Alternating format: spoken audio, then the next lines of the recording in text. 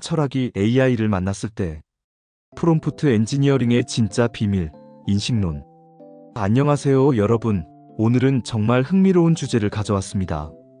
만약 여러분이 세상의 모든 지식을 가진 존재와 대화할 기회가 생긴다면 어떤 질문을 하시겠어요?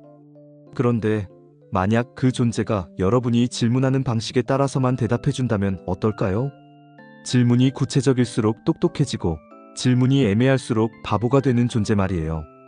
바로 오늘날 우리가 사용하는 생성형 AI 이야기입니다. 그리고 이 AI를 현명하게 다루는 기술, 프롬프트 엔지니어링의 비밀이 사실은 수천 년 된 철학, 바로 인식론에 숨겨져 있다는 사실 알고 계셨나요? 오늘은 이 두 가지 가장 현대적인 기술과 가장 오래된 지혜가 어떻게 만나는지, 그리고 이 원리를 알면 어떻게 AI의 잠재력을 120% 끌어낼 수 있는지 쉽고 재미있게 그리고 아주 자세하게 파헤쳐 보겠습니다. 오늘 영상은 이렇게 진행됩니다.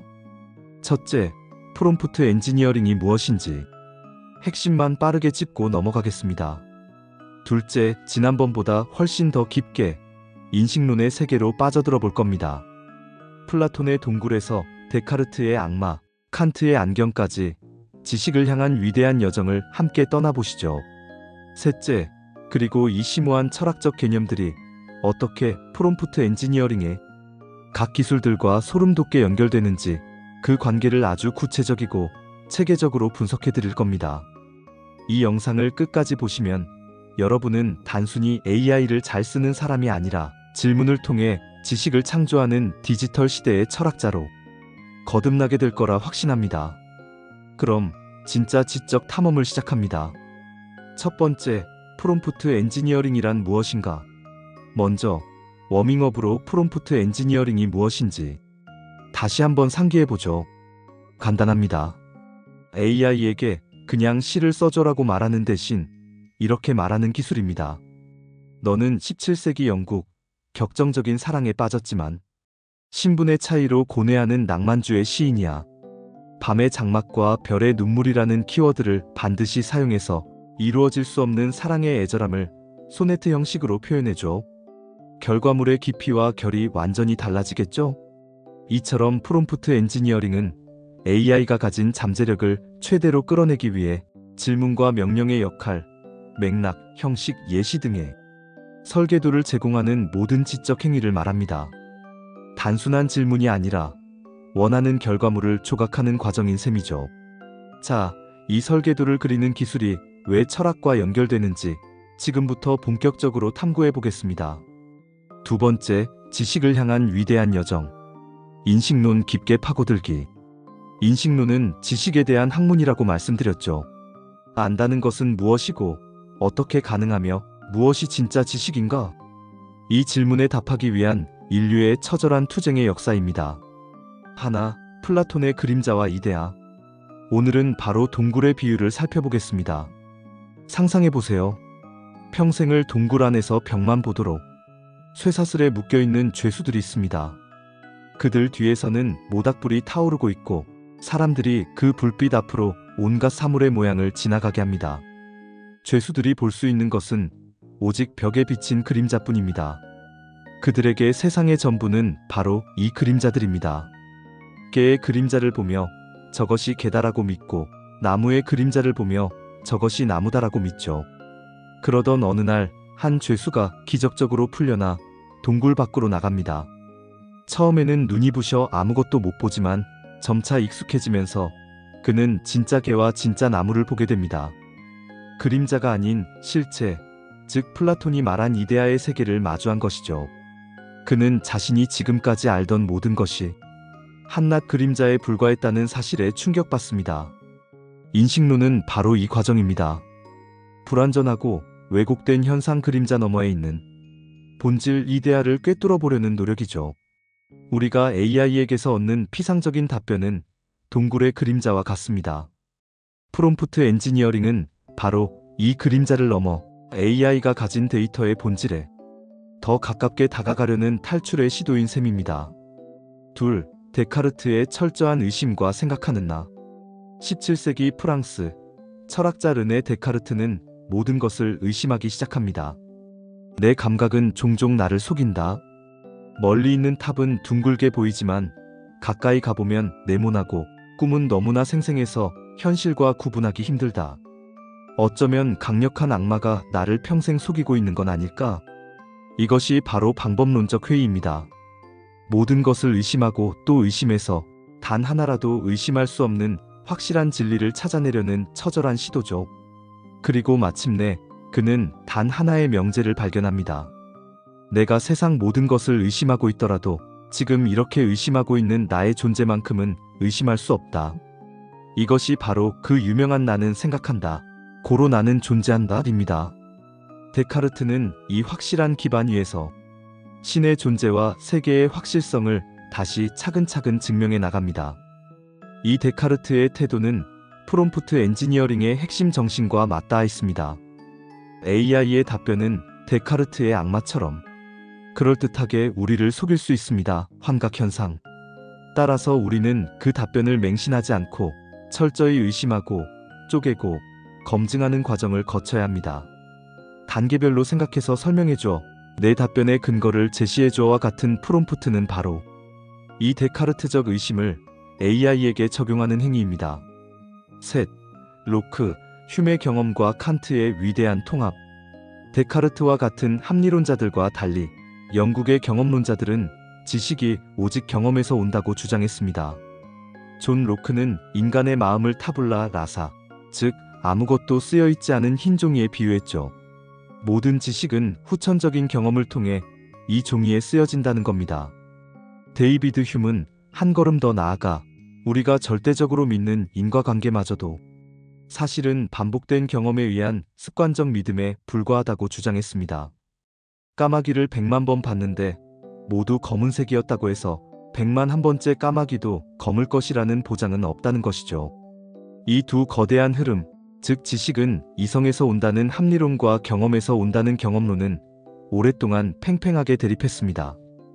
이때 독일의 철학자 임마누엘 칸트가 등장해 이 둘을 화해시키는 위대한 통합을 이뤄냅니다. 칸트는 이렇게 말합니다. 물론 지식의 재료는 경험을 통해 들어온다. 하지만 그 재료들이 아무렇게나 쌓이는 것이 아니다. 우리 마음속에는 선천적으로 가지고 태어나는 인식의 틀이 있어서 이 틀에 맞춰 경험의 재료들을 정리하고 구조화한다. 칸트는 이 틀을 지성범주 캐터고리즈 어브 언더스탠딩라고 불렀습니다. 예를 들어 우리는 시간과 공간이라는 틀, 칸트는 이것을 순수직관 형식이라 불렀습니다. 없이는 아무것도 경험할 수 없습니다. 또한 모든 사건에는 원인이 있다는 인과율이라는 틀로 세상을 이해하죠. 마치 우리가 태어날 때부터 분홍색 안경을 쓰고 세상을 보는 것과 같습니다. 우리는 안경을 벗고 세상 그 자체, 물 자체를 볼 수는 없지만 이 안경 인식의 틀 덕분에 들어온 정보들을 질서정연하게 이해할 수 있다는 것이죠. 칸트의 물 자체가 우리의 인식을 넘어서 규정 불가능한 어떤 것이라는 측면에서 볼 때 유사한 맥락에서 논의될 수 있는 동양 철학의 개념들은 있습니다. 몇 가지를 소개해 드릴게요. 1. 도교의 도. 유사점. 도교의 도는 만물의 근원이자 우주를 움직이는 궁극적인 원리입니다. 그런데 이 도는 말로 표현할 수 없고 형상화할 수 없는 영역에 있습니다. 노자는 도를 도라고 하면 참된 도가 아니다 라고 말했듯이 도는 인간의 언어나 개념으로 온전히 파악할 수 없는 규정 불가능한 실제입니다. 이 점에서 칸트의 물 자체가 우리의 인식을 초월한다는 점과 유사성이 있습니다. 차이점. 하지만 도는 단순히 알 수 없는 미지의 것이 아니라 만물이 그로부터 생성되고 돌아가는 궁극적인 질서이자 흐름을 의미합니다. 칸트의 물 자체는 우리의 인식 한계를 보여주는 개념이지만 도는 존재의 근원으로서 적극적인 의미를 가집니다. 2. 불교의 공, 사상. 유사점. 대승불교의 공사상은 모든 현상, 즉 우리가 경험하는 모든 것이 고정된 실체나 독립적인 본질을 가지고 있지 않다는 것을 의미합니다. 모든 것이 서로 의존하여 발생하고 변화한다는 연기설과 연결되죠. 이는 우리가 세상을 있는 그대로 파악할 수 없고 우리의 인식에 의해 구성된 것임을 강조하는 칸트의 물 자체와 일맥상통하는 부분이 있습니다. 즉 우리가 인식하는 방식 자체가 궁극적인 실체가 아니라는 점에서 유사성을 찾을 수 있습니다. 차이점: 공은 단순히 없다는 허무주의적인 의미가 아니라 모든 것이 끊임없이 변화하고 상호 의존적이라는 진리를 깨닫는 것을 목표로 합니다. 이는 집착에서 벗어나 해탈에 이르는 실천적 의미를 가집니다. 칸트의 물자체가 인식론적 한계에 더 초점을 맞춘다면 공은 존재론적이면서도 실천적인 의미가 강합니다. 3. 불교의 불의 사상. 유사점: 불의는 둘이 아니라는 뜻으로 주체와 객체, 깨달음과 번뇌, 생과 사 등 모든 대립적인 것이 궁극적으로는 하나임을 강조합니다. 이는 칸트가 말하는 인식의 틀 너머에 하나된 실제에 대한 지향과 유사하게 해석될 여지가 있습니다. 우리의 분별적 인식을 초월했을 때 다름 아닌 하나임을 깨닫는다는 점에서 공과도 연결됩니다. 차이점: 불의 사상 역시 단순히 알 수 없는 미지의 것을 넘어 대립적 사고를 초월하여 진정한 지혜와 깨달음에 이르는 길을 제시하는데 더 큰 의미가 있습니다. 자, 다시 본론으로 돌아와서 이 칸트의 안경이야말로 프롬프트 엔지니어링과 인식론의 관계를 설명하는 가장 강력한 비유입니다. 이제 이 모든 철학적 무기들을 들고 둘의 관계를 해부해 보겠습니다.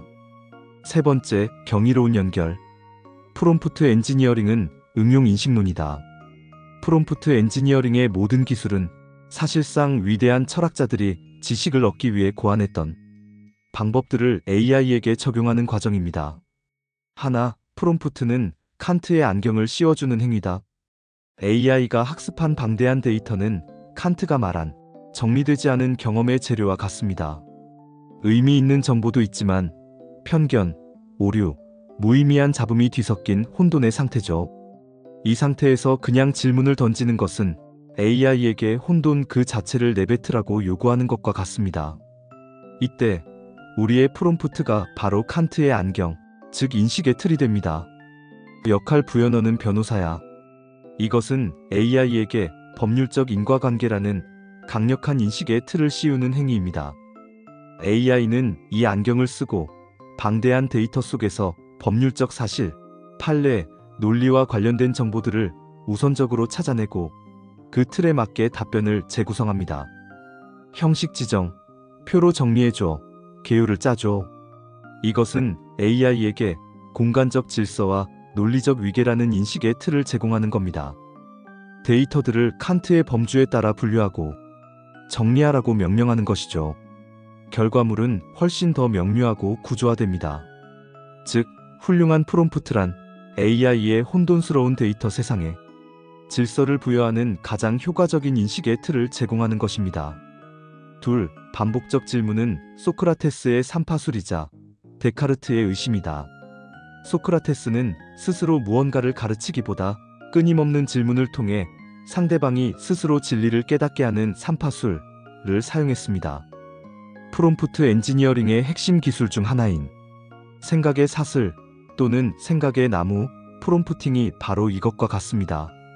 이 문제를 풀기 위해 필요한 단계들을 순서대로 나열하고 각 단계별로 계산 과정을 보여줘와 같은 프롬프트는 AI가 정답만 툭 던지는 것이 아니라 정답에 이르는 과정을 스스로 논증하고 검토하게 만듭니다. 이것은 마치 소크라테스가 제자에게 질문을 던져 스스로의 논리적 오류를 깨닫게 하는 과정과 똑같습니다. 동시에 이것은 데카르트의 방법론적 회의를 AI에게 강제하는 과정이기도 합니다. 결과물을 의심하고 그 근거를 집요하게 파고들어 더 단단하고 확실한 답변을 얻어내는 것이죠. 환각현상이라는 악마의 속삭임에 넘어가지 않기 위한 가장 강력한 무기입니다. 셋, 예시 제공은 경험론적 귀납법의 결정판이다. 경험론자들이 모든 지식은 구체적인 경험에서 온다고 했죠. 퓨샷 프롬프팅, 즉 몇 개의 예시를 주는 것은 경험론의 핵심인 귀납법을 AI에게 직접 시연하는 것과 같습니다.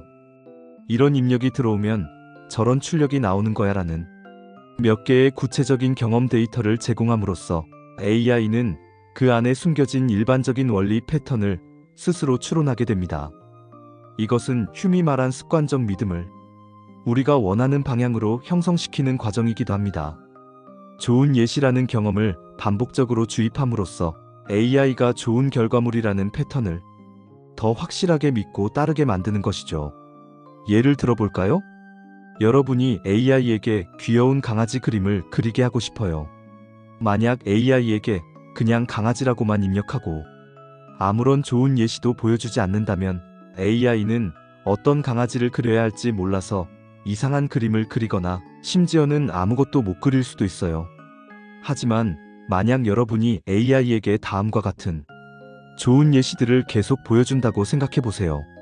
얼굴이 동글동글하고 눈이 큰 귀여운 포메라니안 그림, 해맑게 웃고 있는 골든 리트리버 새끼 강아지 그림, 솜털처럼 부드러워 보이는 비숑 프리제 그림, 장난기 가득한 표정의 시바견 그림. 이렇게 구체적이고 우리가 원하는 귀여운 느낌이 잘 살아있는 강아지 그림들을 계속해서 보여주면 AI는 이 예시들 속에서 귀엽다는 것의 공통적인 특징, 즉 패턴을 스스로 추론하게 됩니다. 동글동글한 눈, 복슬복슬한 털, 해맑은 표정 등 귀여움의 요소를 학습하는 거죠.